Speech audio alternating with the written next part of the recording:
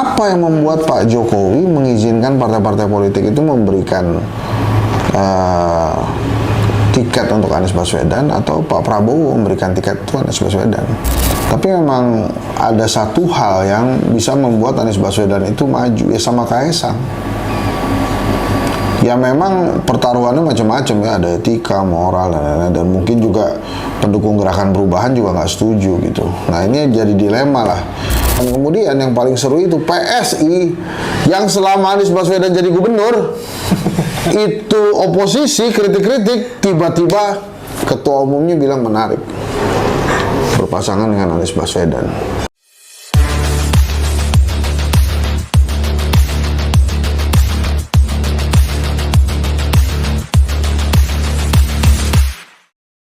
Jadi ngobrolin Anies nih Cep ya. Emang ini situasinya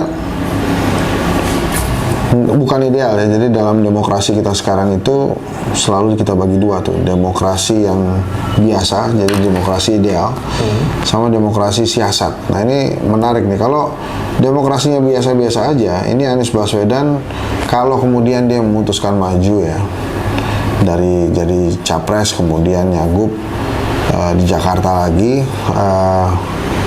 ya pasti dia akan mudah dapat tiket kan. Ini demokrasi yang biasa-biasa aja karena elektabilitas kan tinggi. Betul. Kemudian peluang menangnya jadinya besar sekali.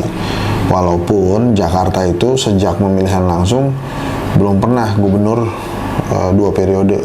Jadi biasanya 1 periode ganti sejak pemilihan langsung. Tapi kalau demokrasinya biasa-biasa aja, berjalan semestinya, Anies Baswedan harusnya jadi rebutan partai-partai politik untuk mendapatkan tiket. Minimal yang ada sekarang ya antara PKS dan PDI Perjuangan pasti ngeluarin tiket lah. Kemudian kemarin kan baru saja PKB ya yang menyatakan mendukung Mas Anies, PKB Jakarta. Tapi saya nggak yakin demokrasinya itu biasa-biasa aja. Ini bisa jadi demokrasi siasat lah saya menyebutnya. Jadi kalau demokrasi siasat, kita bicara kepentingan penguasa, kepentingan rezim, terutama di 2029, Anies Baswedan akan susah dapat tiket, gitu.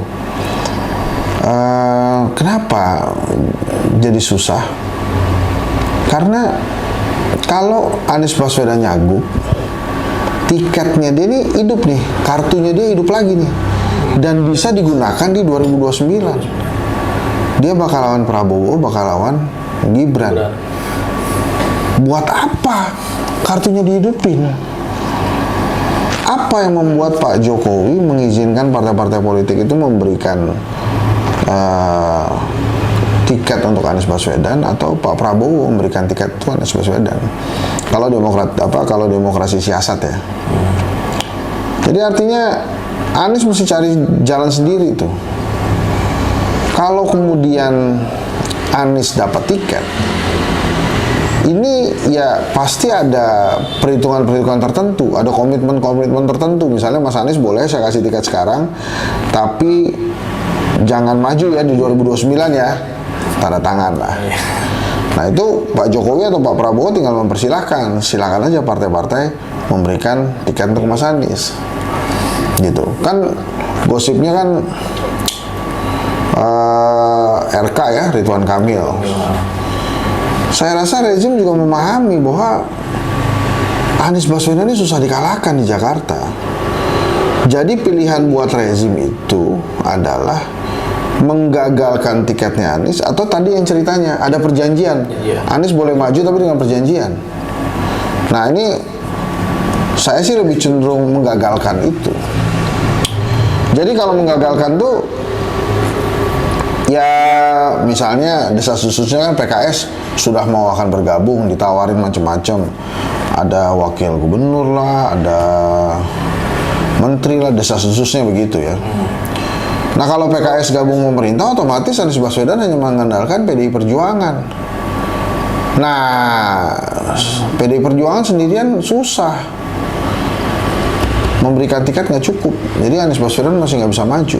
PDI Perjuangan ini juga menarik, dia dari calon dari penguasa kan, kemudian kalau dikerjain nggak bisa maju juga bisa nih, Jadi semua partai diambil sama pemerintah, punya calon sendiri. PDI Perjuangan kan 15 cuma kursinya, 15 apa 16 gitu. Jadi nggak bisa, dia nggak cukup maju sendiri gitu.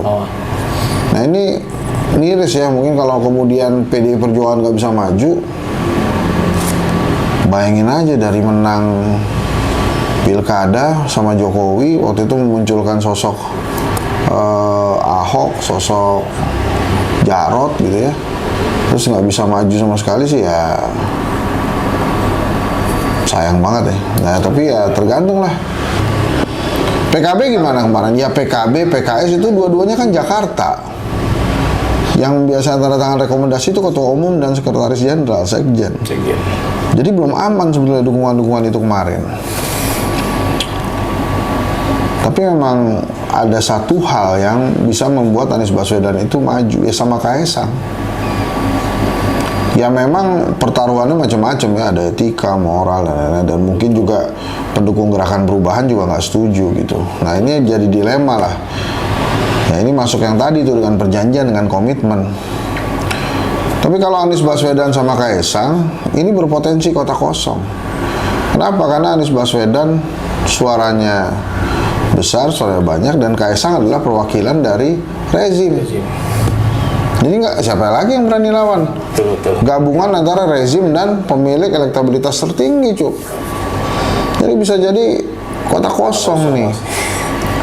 Ya kalaupun ada ya akhirnya lawan boneka aja. Ya.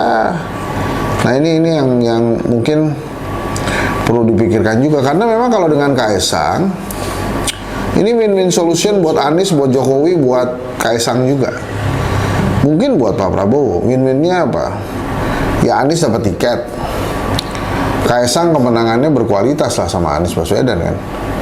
Pak Jokowi juga ada kesempatan cuci-cuci dosa lah, MKMA itu kan. Gitu, tapi ya perjanjian sama Anies Baswedan nggak akan mengganggu Prabowo Gibran di 2029. Karena sebetulnya Cuk, di dalam kontestasi Pilgub Jakarta ini selain memperhatikan 2029, yang perlu diperhatikan juga ancaman Undang-Undang MD3 yang akan diubah. Jadi kalau PDI-nya bergeliatnya terlalu kasar, mereka takut juga, bukan terlalu kasar ya, terlalu agresif. Takut juga tuh MD3 diubah. Kalau MD3 diubah, Mbak Puan nggak bisa jadi ketua DPR. Jadi diganti sistem paket tuh biasanya. Nah itu yang mungkin juga ditimbang-timbang sama PDI Perjuangan untuk tidak terlalu agresif ya. Tapi calon-calon PDI Perjuangan sih udah disiapkan semua, misalnya untuk mendampingi Mas Anies. Nah ini juga menarik ya. Bayangin aja seorang PDI Perjuangan mengatakan menarik untuk Anies Baswedan, menarik Anies Baswedan ini menarik lah gitu. Dan kemudian yang paling seru itu PSI yang selama Anies Baswedan jadi gubernur itu oposisi kritik-kritik, tiba-tiba ketua umumnya bilang menarik berpasangan dengan Anies Baswedan.